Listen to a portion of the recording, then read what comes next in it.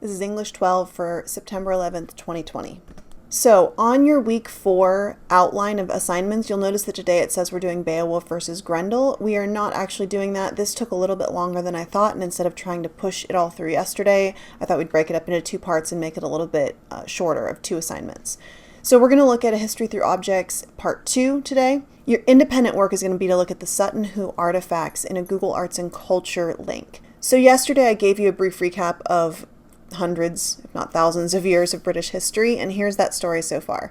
So in the Bronze Age and into the Neolithic Age, you have settlements in England by the Druids and people known as the Britons, with an O, Britons. They have settlements for hundreds of years. They build things like Stonehenge, and they fight amongst themselves for resources and space and land. This continues through the next period. People build into small cities and develop trade routes both outside of Britain and within Britain. And then the Romans show up, and they take over fairly easily because there's not one big centralized government in the UK at this time. There's just all these small groups, but they end up having to fight the barbarians, the people who are not super keen on Rome taking over and imposing their own laws and cultures and religions and monetary systems. So they fight back and they build Hadrian's Wall. The Romans build Hadrian's Wall to keep those barbarians out of their territory. However, it doesn't work because people do rise up from within the territories, and Rome generally starts to weaken and pull their troops back closer to home. So throughout the early 300s CE, you have Rome pulling out of Britain and kind of leaving behind people who did consider themselves to be Roman Britons, but then also people who consider themselves to not be Roman Britons and have their own identity and culture. So we're going to look at some of those people groups today. All right, as we go through these, remember to jot down important notes. I'm looking for a couple of sentences or bullet points for each of them so you get the main points. Don't just take the first thing I say, take as much as you possibly can in quick bursts of words.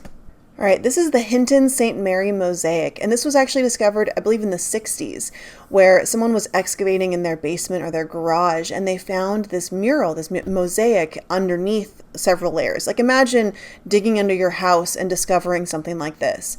That's what happens when you live in a place that's been continually occupied for hundreds and thousands of years. So they found this mural, and at first they thought it was a much later period. They thought, well, this has to be from around 600 CE when Augustine, who was a saint, came in and brought Christianity to Britain.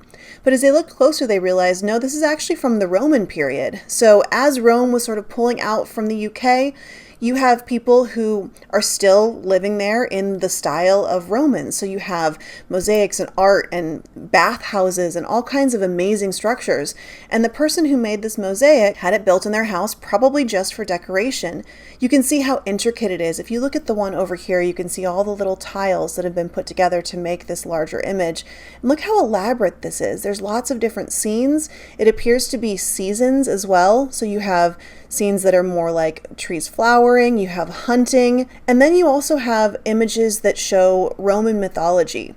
So you have Bellerophon, I think, is in one of them, and different parts of Roman mythology. But then you have this figure in the center, which is really interesting, because this is probably supposed to be a representation of either Jesus Christ or the Emperor Constantine, who was the first Christian emperor of the Roman Empire, who officially legalized Christianity for everyone.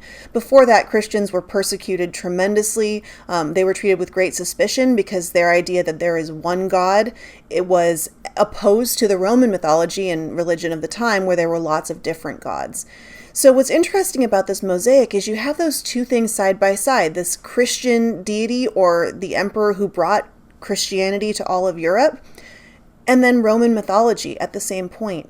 But what this shows us is that Christianity had come into Britain a lot earlier than people believed, 300 years earlier than people actually believed. So it shows that blending of cultures that happened so much through this period, where you have some elements of Christianity and some elements of Roman pagan religion.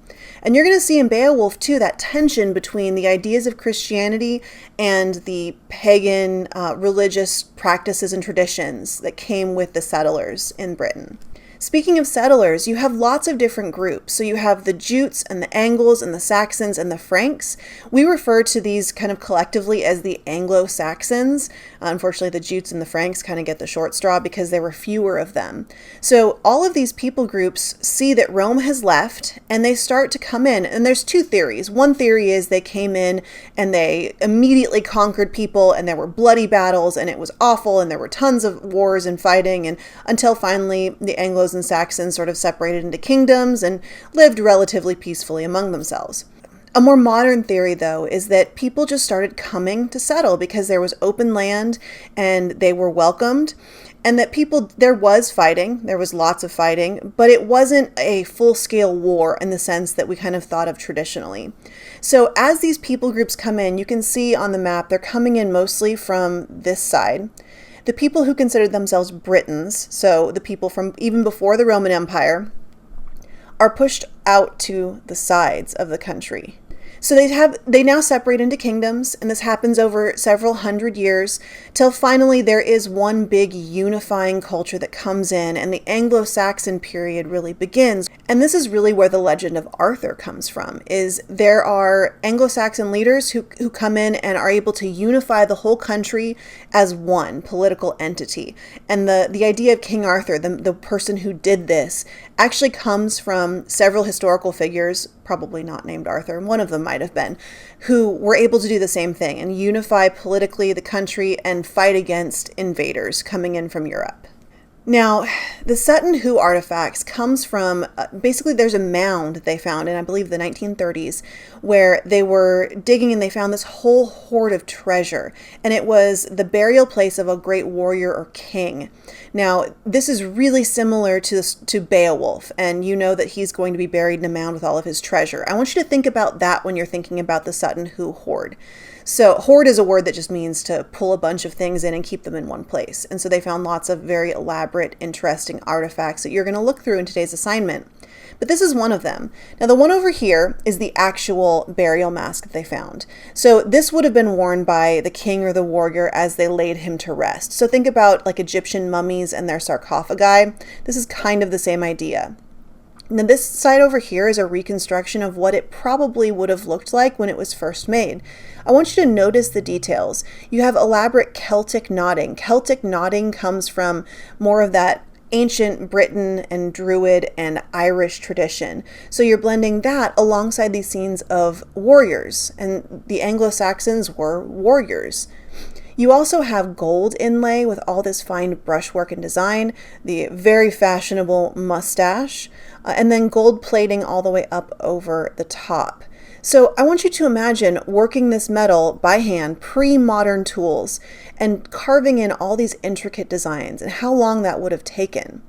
So how much these people would have valued the person for whom they made this. You can see the metal is plated together with little rivets as well. Again, all of this pre-modern machinery, before engines existed, all of this was done by hand, over fire, elaborately over time. So this burial helmet is from roughly 625 CE. That's about when Beowulf should be taking place, roughly in that period. Now, you're going to look through some other objects. You get a choice as to what objects you use, and you are going to answer some questions for each of the 3 objects that you choose. What's the object? What do you think it was used for? What details do you notice? What is it made out of? So just like I went through in the Sutton Hoo burial helmet, what do you see? What do you notice? What details are there? What patterns? What does this tell you about how the person or people who owned it lived?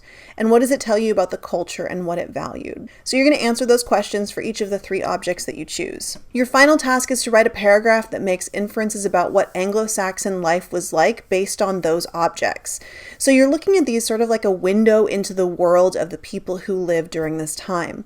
Be as specific as you can and give lots of detail about which parts of the objects informed your conclusions.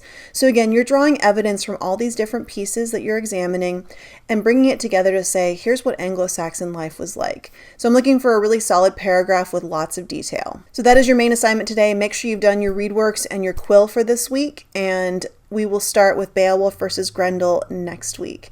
So take care of yourselves. Let us know if you need any help or have any questions, and we'll see you on Monday.